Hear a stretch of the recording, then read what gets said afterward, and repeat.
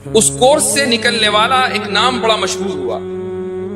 اور یہ نام تھا مفتی شمائل عبداللہ ندوی کا۔ میرے بہت قریبی ہیں اور مجھے افسوس ہے کہ آج کی اس نشست میں وہ موجود نہیں۔ مجھے میسج بھیجا انہوں نے اور کہا کہ بھئی میری سند کہاں ہے، تو میں سمجھتا ہوں کہ ان کی سند ان کی طرف سے میں خود وصول کر لیتا ہوں، لیکن اس کورس سے نکلنے والے مفتی شمائل ایک نہیں ہے، 110 کے قریب مفتی شمائل یہاں موجود ہیں۔ اسی طرح ایک اور صاحب جو میرے پاس اس وقت دورہ حدیث پڑھ رہے ہیں، مولوی معاذ، جو نیوزی لینڈ سے تشریف لائے ہیں، اور یہ بھی بتا دوں آپ کو کہ شاید میری معلومات میں وہ پہلے پائلٹ ہوں گے جو عالم بھی بنیں گے، وہ پائلٹ ہیں بائی پروفیشن۔ جب یہ محسوس ہوا تو میں نے بھی کچھ اس تعلق سے کوششیں شروع کی، اور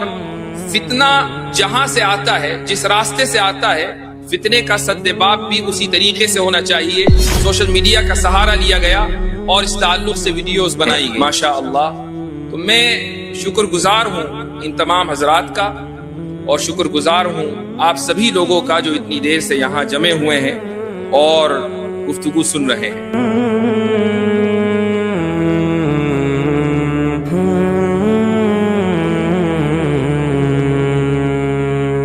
اللہ الرحمن الرحیم، الحمد للہ رب العالمین، والصلاة والسلام على سید الانبیاء والمرسلین وعلى آلہ وصحبہ اجمعین، اما بعد، فقد قال اللہ تعالی فی کلامہ المجید، افرأیت من اتخذ الہہ ہواہ۔ حضرات علماء کرام، آج کی اس خوبصورت مجلس کے سرپرست اور اسی طریقے سے اس خوبصورت محفل کے صدر، دارالعلوم دیوبند اور دارالعلوم وقف دیوبند کے اساتذہ اور طلبہ عزیز، سب سے پہلے تو میں اللہ رب العزت کے حضور شکر کے کلمات ادا کرتا ہوں کہ اس کی توفیق سے اور محض اس کے فضل سے آج ہم یہاں ایک کتاب کی تقریب اجرا کے لیے جمع ہوئے ہیں، اور کوئی کام، کوئی واقعہ اچانک یوں ہی رونما نہیں ہو جاتا۔ اگر آپ کسی محفل کو دیکھتے ہیں سجی ہوئی، تو اس محفل کے سجنے سے پہلے کی جو تیاریاں ہوتی ہیں وہ بہت لمبی ہوتی ہیں۔ تو آج کا جو یہ پروگرام ہے، اس کو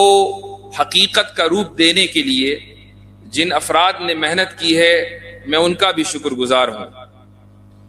دارالکتاب دیوبند کا عملہ ہو، یا اسی طریقے سے معہد عائشہ صدیقہ قاسم العلوم للبنات کے اساتذہ کرام ہوں، یا دیگر افراد ہوں، اور ان سبھی حضرات سے پہلے وہ تمام لوگ کہ جنہوں نے تحافظ الملاحدہ کتاب کی تیاری میں میرا تعاون کیا، اس کتاب کی نظر ثانی کی، اس کتاب کو پڑھا، کئی مرتبہ پڑھا، کمپوزنگ کی، پھر اس کی تصحیح کی، وغیرہ وغیرہ، ایک لمبا مرحلہ ہے۔ ان تمام حضرات کا شکر گزار ہوں۔ یہ مجلس ماشاءاللہ ایک عالمی مجلس بن گئی۔ یہاں اس مجلس میں اس کے سرپرست حضرت مولانا قاری عبداللہ سلیم صاحب دامت برکاتہم العالیہ موجود ہیں، جو اصلاً دیوبند کے ہیں لیکن فی الحال امریکہ میں تشریف رکھتے ہیں۔ اسی طریقے سے یہ ہماری خوش قسمتی رہی کہ برطانیہ سے حضرت مولانا قاسم رشید صاحب، جو چیئرمین ہے الخیر فاؤنڈیشن کے، وہ یہاں موجود تھے۔ اسی طرح برطانیہ ساؤتھ افریقہ سے ڈاکٹر اشرف دوکرات صاحب کے جن کے کلمات آپ حضرات نے شروع میں سنے انگریزی میں، بلکہ اور آگے بڑھ کر میرے ایک اسٹوڈنٹ ہیں کہ جنہوں نے میرے پاس عالم کورس مکمل کیا ہے، ہیں وہ امریکہ کے، لیکن گزشتہ غالباً 15 سالوں سے مکہ مکرمہ میں رہتے ہیں، شیخ علی ٹافٹ، جو اپنے صاحبزادے کے ساتھ یہاں موجود ہیں اس مجلس میں۔ اسی طرح ایک اور صاحب جو میرے پاس اس وقت دورہ حدیث پڑھ رہے ہیں، مولوی معاذ، جو نیوزی لینڈ سے تشریف لائے ہیں، اور یہ بھی بتا دوں آپ کو کہ شاید میری معلومات میں وہ پہلے پائلٹ ہوں گے جو عالم بھی بنیں گے، وہ پائلٹ ہیں بائی پروفیشن۔ تو یہ تمام حضرات یہاں جمع ہیں، میرے 2 ماموں یہاں جمع ہیں ماشاء اللہ، تو میں شکر گزار ہوں ان تمام حضرات کا، اور شکر گزار ہوں آپ سبھی لوگوں کا جو اتنی دیر سے یہاں جمع ہوئے ہیں اور گفتگو سن رہے ہیں۔ جب لاک ڈاؤن لگا 2019 کے اواخر میں، 2020 کا عرصہ شروع ہوا، اور یہ وہ زمانہ تھا کہ جب ایک بڑی تعداد لوگوں کی گھروں میں بیکار بیٹھی تھی۔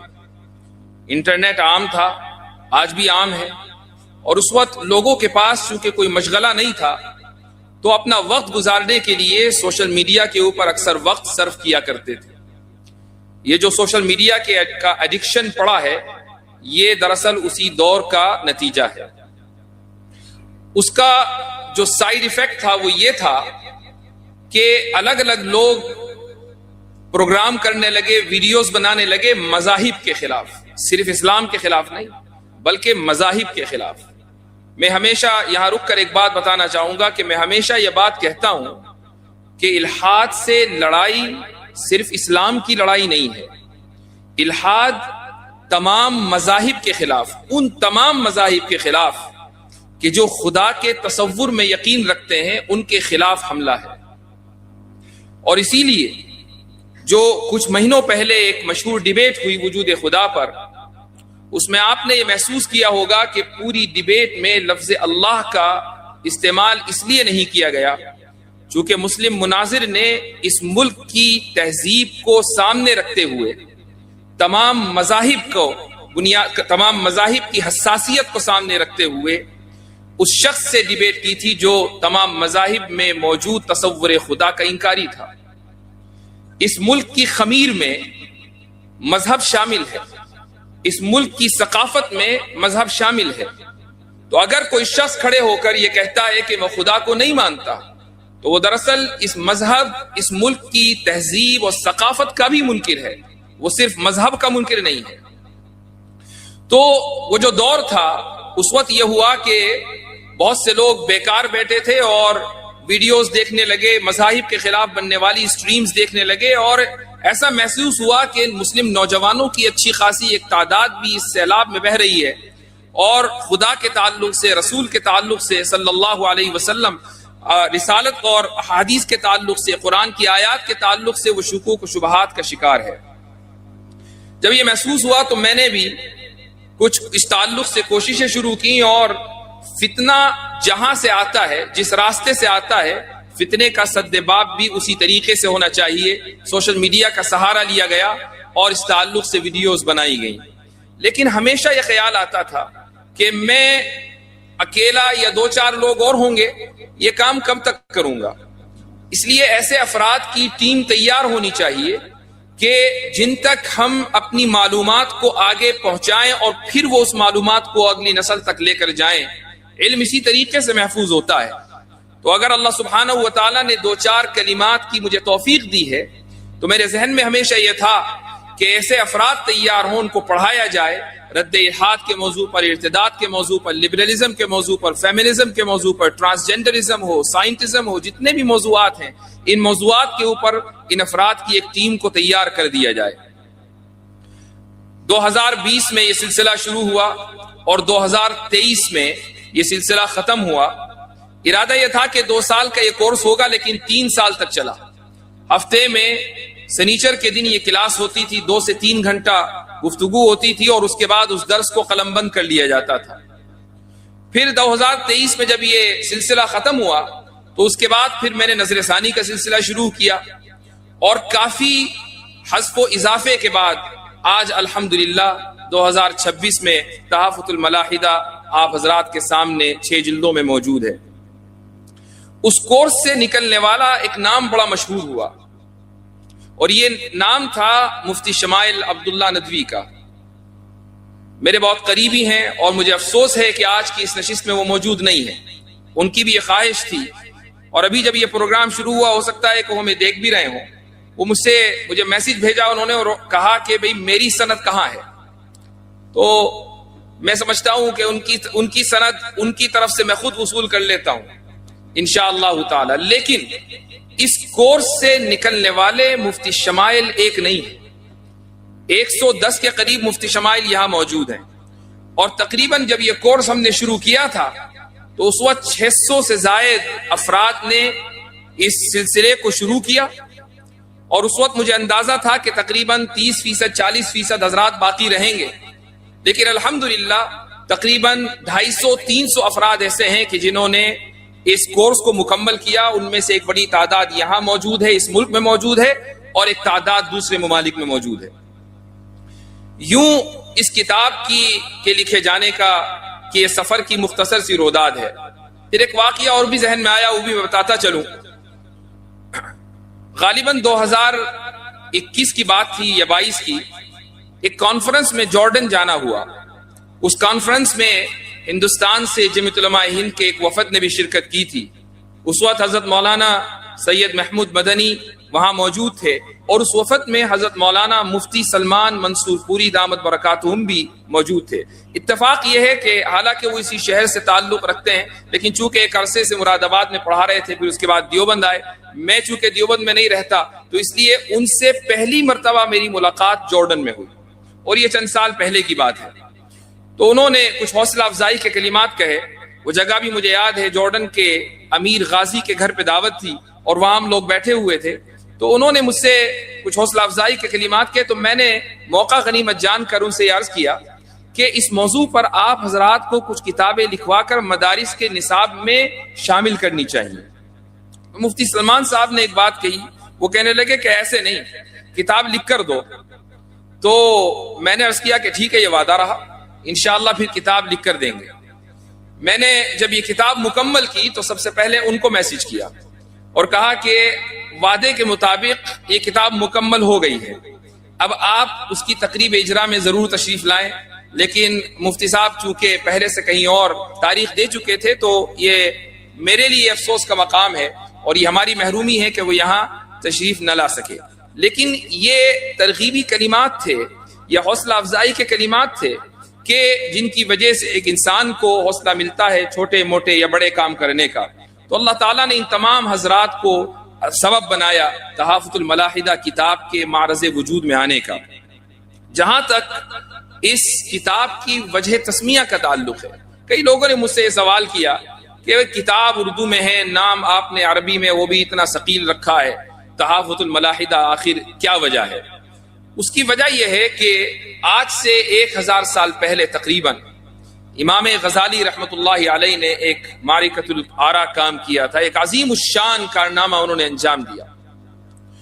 وہ کارنامہ یہ تھا کہ انہوں نے فلاسفہ کے اصولوں کو اس طریقے سے رد کیا کہ ان کی بات میں کہیں بھی معذرت خواہی کا رویہ نہیں تھا. وہ بڑے ہی زبردست انداز سے فلاسفہ کے اوپر حملہ آور ہوئے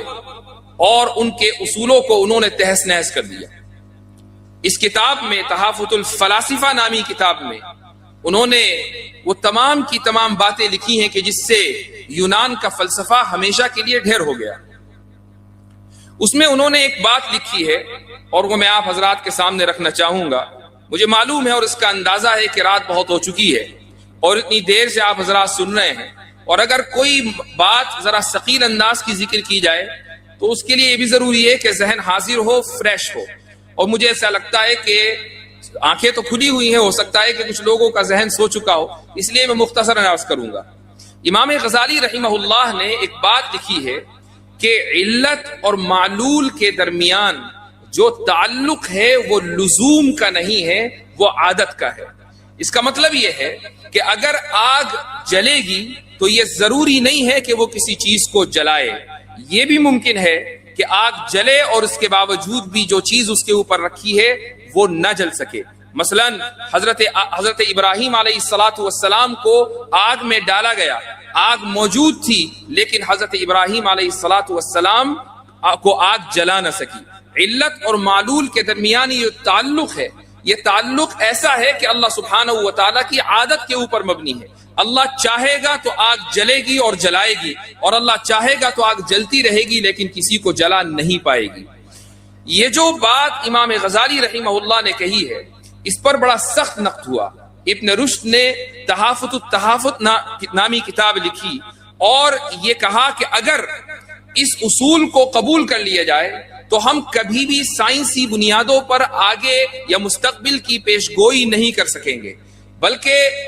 لوگوں کے دلوں سے تحقیق کا مادہ ختم ہو جائے گا. لوگ یہ سمجھیں گے کہ بھئی جب علت اور معلول، کاز اور ایفیکٹ کے درمیان کوئی تعلق ہی نہیں ہے اور سب کچھ اللہ کی مرضی کے اوپر مبنی ہے، تو ہم یہ کیسے فیصلہ کریں گے کہ اگر میں کل آگ جلاؤں گا تو وہ کسی کو جلائے گی یا نہیں، میں پانی پیوں گا تو میری پیاس بجھے گی یا نہیں. ہم یہ کبھی فیصلہ کر ہی نہیں پائیں گے کہ میں بال پھینکوں گا تو واپس آئے گی یا نہیں، اگر میں کسی کو ماروں گا تو سامنے والے کو درد محسوس ہوگا یا نہیں. اگر ہم یہ کبھی بھی تعلق ضروری طور پر علت اور معلول کے درمیان قائم نہیں کر پائیں گے تو کبھی بھی سائنسی تحقیق آگے نہیں بڑھے گی. ابن رشد نے یہ بات امام غزالی رحمہ اللہ کی کتاب کے جواب میں لکھی ہے. لیکن امام غزالی رحمہ اللہ کی پوری بات کی جو بنیاد ہے وہ یہ ہے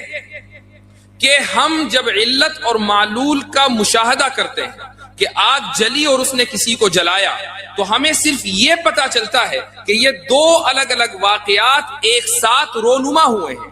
ہمیں اس کا مشاہدہ نہیں ہوتا کہ پہلا واقعہ دوسرے واقعے کی علت اور وجہ ہے. علت اور وجہ کا آپ کبھی بھی مشاہدہ نہیں کر سکتے. آپ نے پانی پیا اور آپ کی پیاس بجھ گئی، پیاس بجھنا ایک واقعہ ہے اور پانی پینا دوسرا واقعہ ہے. یہ دونوں واقعے پے در پہ ہوئے ہیں، اس کا مشاہدہ ہے. لیکن یہ کیسے ثابت ہوا کہ پانی پینے سے ہی پیاس بجھی ہے، سوائے اس کے کہ ہم دنیا میں بہت سے لوگوں کو یہ دیکھتے آئے ہیں کہ جب وہ پانی پیتے ہیں تو پیاس بجھ جاتی ہے. لیکن اس بات کا بھی تو امکان ہے کہ کوئی شخص پانی پیے اور اللہ کی مرضی ہو کو اس کی پیاس نہ بجھے. اگر اللہ کی مرضی ہے تو چاہے آپ کتنا ہی پانی پیتے رہیں پیاس بجھے گی نہیں. یہ ہے امام غزالی رحمت اللہ علیہ کا علت و معلول کا فلسفہ، اور اس کی وجہ یہ ہے انہوں نے یہ فلسفہ اس لیے پیش کیا چونکہ وہ معجزات کے بارے میں یہ بتانا چاہتے تھے کہ اللہ سبحانہ و تعالی نے انبیاء کرام علیہم الصلاۃ والسلام کو جو معجزات دیے ہیں یہ معجزات محال نہیں ہیں، بلکہ یہ پورا کا پورا قانون فطرت اس کائنات کا یہ اللہ سبحانہ و تعالیٰ کی عادت کے اوپر مبنی ہے. اللہ تعالیٰ کبھی کبھی اپنی عادت کو بدل دیتا ہے. ابن رشد اور مسلم فلاسفرز نے امام غزالی کے خلاف قرآن سے ایک دلیل دی اور انہوں نے کہا کہ اللہ سبحانہ و تعالیٰ فرماتا ہے کہ وَلَن تَجِدَ لِسُنَّةِ اللَّهِ تَبْدِيلًا، کہ تم کبھی بھی اللہ کی سنت اور عادت میں تبدیلی نہیں پاؤ گے. تو اب امام غزالی کے خلاف یہ اعتراض ہو گیا. امام غزالی تو یہ کہتے ہیں کہ اللہ تعالیٰ کبھی اپنی عادت کو بدل دیتا ہے، اور اللہ قرآن میں کہہ رہا ہے کہ اللہ کی عادت کبھی نہیں بدل سکتی. حضرت تھانوی قدس سرہ نے اس اعتراض کا جواب الانتباہات میں دیا ہے. وہ یہ فرماتے ہیں کہ اس اعتراض کے صحیح ہونے کے لیے دو باتوں کا ہونا ضروری ہے. پہلی بات تو یہ ہے کہ سنت سے مراد اس آیت میں تمام کی تمام سنتیں اور عادتیں ہوں، اور دوسری بات یہ ہے کہ تبدیل کرنے والا غیر اللہ ہو، اور دونوں ہی باتیں غلط ہیں. اللہ سبحانہ و تعالیٰ کی بعض سنتیں بدل جاتی ہیں اور بعض سنتیں نہیں بدلتی ہیں. اور دوسری بات یہ ہے کہ اگر بدلنے والا اللہ ہی ہے تو جس طریقے سے قرآن کی کسی آیت کو نازل کر کے اس کو واپس لے لیا جاتا ہے، اس کو منسوخ کیا جا سکتا ہے، اسی طریقے سے اللہ سبحانہ و تعالیٰ اپنی کسی عادت کو بدل بھی سکتا ہے. ہاں اعتراض اس وقت ہوتا کہ عادت اللہ کی اور بدلنے والا انسان، عادت خالق کی اور بدلنے والی مخلوق، تو اعتراض ہو سکتا تھا. اس لیے اللہ سبحانہ و تعالیٰ نے فرمایا کہ وَلَن تَجِدَ لِسُنَّةِ اللَّهِ تَبْدِيلًا. تو امام غزالی رحمہ اللہ نے جو یہ فلسفیانہ اصولوں پر نقد کیا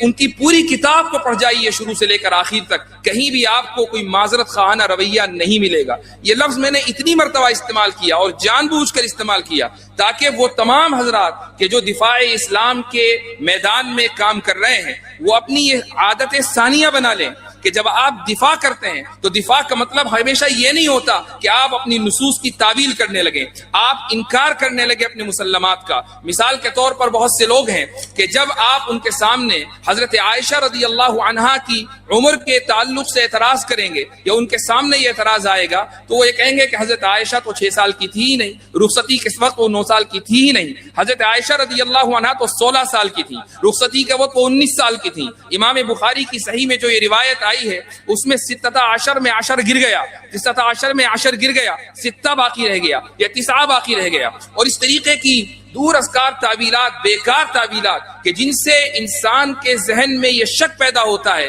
کہ اگر امام بخاری کی صحیح میں یہ صحیح احادیث محفوظ نہیں ہے تو پھر ذخیرہ حدیث میں کچھ بھی محفوظ نہیں ہے۔ اس طریقے سے اگر آپ اسلام کا دفاع کریں گے تو اسی کو معذرت خواہانہ رویہ کہا جاتا ہے، اور یہ رویہ قابل قبول نہیں ہے۔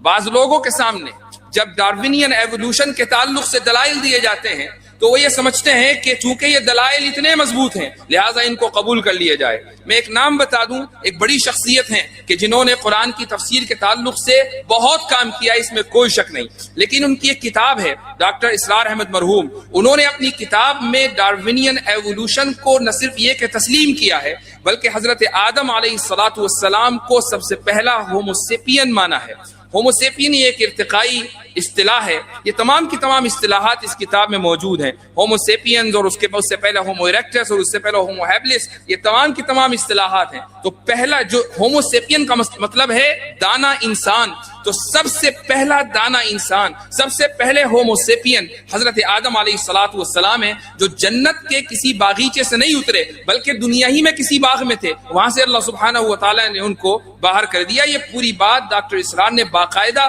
اپنی کتاب میں لکھی ہے اور قرآن کی آیتوں کے اندر تعبیل کر کے انہوں نے نظریہ ارتقاء کو ثابت کیا ہے۔ میں یہ نہیں کہتا کہ اگر کسی شخص سے کہیں ایک جگہ غلطی ہو جائے تو آپ اس کی تمام خدمات کو رد کر دیں، لیکن اگر کہیں غلطی ہوئی ہے تو غلطی کا ادراک اور غلطی کا اس اظہار کرنا یہ بھی ضروری ہے تاکہ دوسرے لوگ متنبہ رہیں۔ اس ملک میں بر صغیر میں تجدید کے بلکہ تجدد کی تحریک کے جو سب سے بڑے رہنما ہیں وہ ہیں سید احمد خان۔ انہوں نے بھی اپنے زمانے میں اسی طریقے سے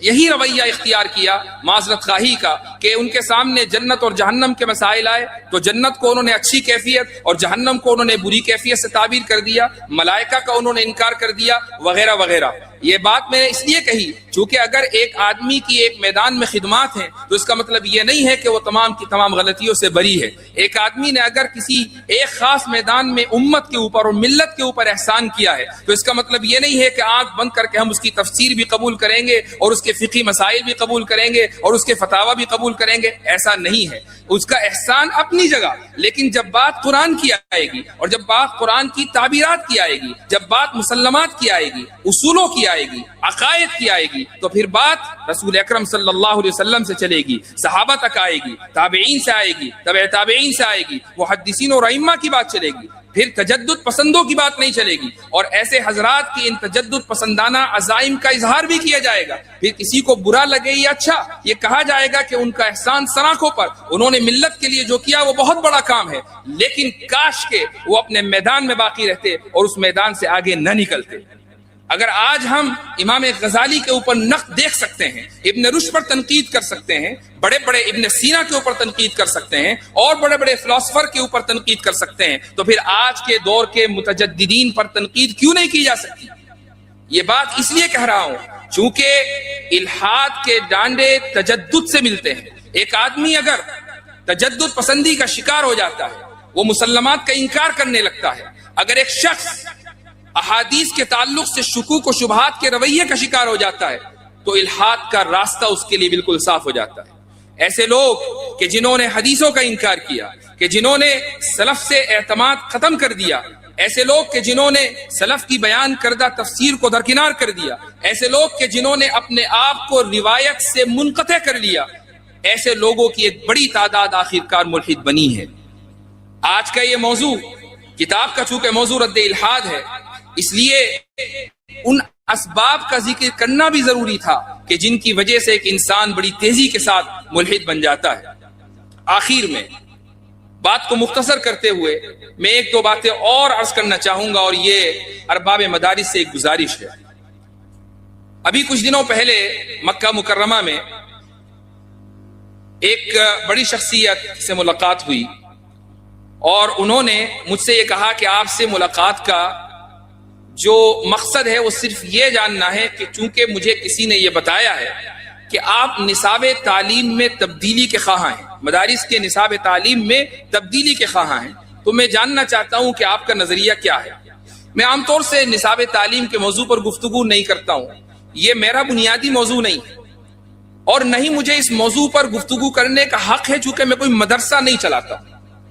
لیکن میں نے ان صاحب سے یہ کہا کہ چونکہ آپ نے مجھ سے یہ سوال کیا ہے تو میں یہ ضرور کہوں گا کہ میں مدارس کے نصاب میں تبدیلی یعنی موجودہ کتابوں کو بدلنے کا حقدار نہیں ہوں، روادار نہیں ہوں، بلکہ میں چاہتا ہوں کہ ان کتابوں کو اپنی جگہ رکھ کر نئی کتابوں کا، مزید کتابوں کا اضافہ کیا جائے، اور یہ کتابیں وہ ہوں کہ جن کو ہمارے اسلاف نے پڑھا تھا. ہم جب یہ کہتے ہیں کہ درس نظامی سے حضرت نانوتوی نکلے، درس نظامی سے حضرت تھانوی نکلے، درس نظامی سے حضرت مدنی نکلے، درس نظامی سے علامہ کشمیری نکلے، تو بھائی وہ درس نظامی کون سا درس نظامی تھا کہ جن سے یہ اکابر نکلے؟ کیا وہی درس نظامی ہم اور آپ پڑھتے ہیں، یا اس میں اتنی تبدیلی ہو چکی ہے کہ وہ اتنا لائٹ ورژن اس کا بن چکا؟ وہ تو پرو میکس تھا، وہ پرو میکس تھا جس کو یہ حضرات پڑھ رہے تھے. ہم جس درس نظامی کو پڑھتے ہیں وہ بہت لائٹ ورژن ہے. یہی وجہ ہے کہ نہ آج ہمیں حضرت تھانوی نظر آتے، نہ حضرت مدنی نظر آتے، نہ ہماری صفوں میں ہمیں ایسا کوئی لگتا کہ آگے چل کر وہ علامہ کشمیری بن جائے گا. دعا ہے کہ اللہ سبحانہ و تعالیٰ اسی مجمع سے ایسے افراد کھڑے کر دے. لیکن اسباب کے درجے میں ہمیں نصاب میں ان کتابوں کو واپس لانا ہوگا کہ جن کو مشکل سمجھ کر ہم نے دیس نکالا دیا ہے. تو پہلی گزارش تو ارباب مدارس کی خدمت میں یہ ہے، اور دوسری گزارش یہ ہے کہ جیسے پڑوسی ملک میں اور دنیا کے بہت سے ممالک میں مدارس میں یہ رواج رہا ہے اور گزشتہ کئی سالوں سے ہے، بلکہ حضرت مولانا احمد علی لاہوری رحمۃ اللہ علیہ کے زمانے سے، تقسیم ملک سے پہلے سے پاکستان میں لاہور میں یہ طریقہ رہا کہ دیوبند سے، ندوے سے اور دیگر مدارس سے لوگ دورہ حدیث مکمل کر کے لاہور حضرت مولانا احمد علی لاہوری کے پاس جاتے تھے اور دورہ تفسیر کیا کرتے تھے. حضرت مولانا ابو الحسن علی ندوی رحمۃ اللہ علیہ وہاں تشریف لے گئے، اور بھی بہت سے بڑے بڑے حضرات وہاں تشریف لے گئے. اس ملک میں ابھی بھی یہ رواج ہے کہ مختلف موضوعات پر دورہ کرایا جاتا ہے، کہیں دورہ عقائد ہے تو کہیں دورہ تفسیر ہے تو کہیں دورہ فقہ ہے وغیرہ وغیرہ. اس ملک میں بھی مدارس میں کم سے کم دورہ علم کلام یا دورہ عقائد کا رواج ہونا چاہیے کہ جب امتحان سے تمام طلبہ فارغ ہو جائیں دورے کے امتحان سے، تو دیوبند جیسی مرکزی جگہ میں یا گجرات میں یا کسی بھی مدرسے میں کہ جہاں گنجائش ہو، وہاں دورہ علم کلام کا انعقاد ہونا چاہیے، اور وہ تمام علماء و فضلاء و طلبہ کہ جن کو اس موضوع سے دلچسپی ہے وہ 10-12 دن 15 دن ایسے علماء کی خدمت میں بیٹھیں، ایسے علماء کی صحبت میں وقت گزاریں کہ جن کی صحبت کے نتیجے میں علم کلام کے بنیادی مسائل سے وہ واقف ہو سکیں. اگر یہ سلسلہ یہاں سے شروع ہو جائے گا تو تبھی آپ کو ایسے افراد مہیا ہوں گے کہ جو ملحدین کے سامنے ڈٹ کر کھڑے ہوں گے. اگر یہ سلسلہ شروع ہو جائے تبھی آپ کو ایسے افراد مہیا ہوں گے کہ جو نوجوانوں کے شکوک و شبہات کا عقلی انداز میں جواب دے سکیں گے. آج کا جو مسئلہ ہے وہ یہ نہیں ہے کہ دنیا میں الحاد بڑی تیزی سے پھیل رہا ہے. میں ہمیشہ یہ کہتا ہوں کہ فتنے کو بڑھا چڑھا کر پیش نہ کیا جائے. الحاد پھیل رہا ہے، اس میں کوئی شک کی گنجائش نہیں ہے، لیکن الحاد کا سب سے زیادہ نقصان مسلمانوں کو نہیں ہے، الحاد کا سب سے زیادہ نقصان عیسائیوں کو ہے. عیسائیوں میں سب سے زیادہ ملحد بنے ہیں. ہمیں مسلمانوں میں اتنے ملحد نہیں ہیں، لیکن ہمارا جو سب سے بڑا مسئلہ ہے وہ یہ ہے کہ نوجوان اس وقت سوشل میڈیا کے نتیجے میں، سوشل میڈیا کی بہت سی ویڈیوز کے نتیجے میں دین کے تعلق سے، قرآن کی آیات کے تعلق سے اور احادیث کے تعلق سے شکوک اور شبہات کا شکار ہو چکے ہیں. انہیں ذہن میں کبھی کبھی کوئی شبہ آتا ہے، اس شبہے کا جواب دینے والا نہیں، کوئی اعتراض آتا ہے تو اعتراض کا جواب دینے والا نہیں. اس لیے ضروری ہے کہ علماء کی ایک تعداد ایسی ہو کہ جو ان شکوک و شبہات کے اوپر اور ان کے جوابات کے اوپر مہارت رکھتی ہو. حضرت تھانوی رحمۃ اللہ علیہ نے الانتباہات المفیدہ لکھنے کا ارادہ جب کیا تو اس کی روداد میں شروع میں لکھا ہے کہ حضرت تھانوی نے یہ پلان بنایا کہ میرے جتنے رفقا ہیں میں ان کو یہ ذمہ داری دے دوں کہ جو اعتراضات اس وقت لوگوں کے ذہن میں ہیں ان کی ایک لسٹ مرتب کر دی جائے، اور ایک لمبی چوڑی لسٹ جب آ جائے تو اس کے بعد ان کا جواب لکھا جائے. حضرت تھانوی رحمۃ اللہ علیہ اس انتظار میں تھے یہاں تک کہ ان کا سفر علی گڑھ کا ہوا، اور علی گڑھ میں ان کو تقریر کے لیے وہاں کی مسجد میں دعوت دی گئی، اور حضرت تھانوی رحمہ اللہ نے ایک عظیم الشان تقریر کی جس کا خلاصہ انتباہات مفیدہ کے شروع میں ہے. لیکن حضرت نے اس موقع پر یہ ارشاد فرمایا کہ میں اگرچہ اس انتظار میں تھا کہ اعتراضات کی لسٹ آ جائے، لیکن جب وہ آئے گی میں یہ سمجھتا ہوں کہ جتنے بھی اعتراضات فی الحال موجود ہیں انہی کو سامنے رکھ کر اصولی طور پر ان کا جواب دے دیا جائے. اس لیے میں نے جب یہ بات انتباہات میں پڑھی اور اس کے بعد پھر تحافظ الملاحدہ کا یہ کورس پڑھانا شروع کیا تو ذہن میں یہ بات آئی اور یہ من جانب اللہ آئی، اور تحدیث من نعمت کے طور پر یہ کہنا چاہوں گا کہ 1835 میں 1935 میں حضرت تھانوی رحمہ اللہ کا یہ سفر ہوا تھا علی گڑھ کا، اور حضرت تھانوی نے کتاب مرتب کر دی، جو بھی اعتراضات اس وقت موجود تھے وہ سامنے آ گئے، لیکن اس کے بعد میں یہ دیکھتا ہوں کہ اگر اعتراضات خصوصاً ہمارے حلقے میں ان اعتراضات کے جواب دینے کی کبھی کوشش کی گئی تو انہی اعتراضات پر انحصار کیا گیا جو پہلے سے متداول چلے آ رہے تھے۔ جس لسٹ کی تمنا حضرت تھانوی رحمہ اللہ کے ذہن میں تھی وہ لسٹ کبھی ان کی زندگی میں میسر نہ آ سکی۔ وقت گزرتا گیا، یہاں تک کہ 2026 آ گیا، اور تحافظ الملاحدہ میں آپ کو اعتراضات کی ایک لمبی چوڑی لسٹ مل جائے گی کہ جن کے جوابات دینے کی اس ناچیز نے کوشش کی ہے۔ یہ دراصل اکابر کے علوم کا صدقہ ہے، یہ اللہ تعالیٰ کا فضل ہے کہ وہ جس سے چاہے کام لے لے، ذالک فضل اللہ یؤتیہ من یشاء۔ تو اللہ سبحانہ و تعالیٰ کا یہ فضل اور بے پایہ انعام ہے کہ جو کام ایک عرصے سے رکا ہوا تھا اس میں کچھ حرکت آئی ہے، لیکن جیسا کہ ایک ہمارے استاد نے اس کو ذکر کیا کہ یہ کوئی آخری کام نہیں ہے، کام مکمل نہیں ہوا ہے، ایک راہ ملی ہے مجھے بھی اور آپ کو بھی، اور راہ بڑی طویل ہے۔ اس راہ میں تھوڑے بہت کانٹے تھے، لیکن ہمیں کم سے کم یہ پتا چل گیا ہے کہ ان کانٹوں کی صفائی کیسے کرنی ہے اور اس راستے میں پرعزم اور حوصلہ ہو کر کیسے چلنا ہے۔ مجھے امید ہے کہ میرے تمام درسی ساتھی جو بھی یہاں موجود ہیں، آپ تمام کے تمام میرے درسی ساتھی ہیں۔ یہ الگ بات ہے کہ میں نے کچھ سال پہلے پڑھا ہے، لیکن انہی درسگاہوں سے پڑھا ہے کہ جن درسگاہوں میں آپ پڑھ رہے ہیں یا پڑھ چکے ہیں۔ تو ہم تمام کے تمام لوگ آج یہ تہیہ کر لیں کہ علم عقائد کے میدان میں مہارت حاصل کریں گے، اور نوجوانوں کے ذہنوں میں شکوک و شبہات جو جنم لے رہے ہیں اس کے تعلق سے محنت کریں گے، کوشش کریں گے کہ ہم ان کے ایمان کی، کوشش کریں گے کہ ہم ان کے فکر کی، اور اسی طریقے سے ان کے نظریات اور خیالات کی اسلامی اعتبار سے ہم ان کا تحفظ کر سکیں۔ تو آج کی جو یہ نشست ہے گو کہ ایک کتاب کی تقریب اجرا ہے، لیکن دراصل یہ ایک وعدے کا اعادہ ہے، اور وہ وعدہ یہ ہے کہ جو کام ہمارے اسلاف نے چھوڑا تھا اور اس امید پر چھوڑا تھا کہ آگے آنے والے نسلیں اس کام کو آگے بڑھائیں گی، اور کہیں بیچ میں انقطاع ہو گیا تھا، اس سلسلے کو باقی رکھنا ہے، اس سلسلے کو آگے بڑھانا ہے، اور اس طریقے سے بڑھانا ہے کہ وہ سلسلہ کبھی ٹوٹ نہ پائے۔ اور آخر میں ایک بات اور کہنا چاہوں گا کہ اگرچہ یہ خوشی کا موقع ہے لیکن ساتھ میں ایک افسوس بھی ہے، اور وہ یہ کہ آج کی اس مجلس میں والد صاحب موجود نہیں ہیں، فرحمہ اللہ رحمۃ واسعہ۔ میں آپ حضرات سے گزارش کروں گا کہ یہ دعا کریں کہ اللہ سبحانہ و تعالی اس کتاب کو ان کے لیے صدقہ جاریہ بنائے۔ جزاکم اللہ خیر الجزاء، وآخر دعوانا الحمد للہ رب العالمین۔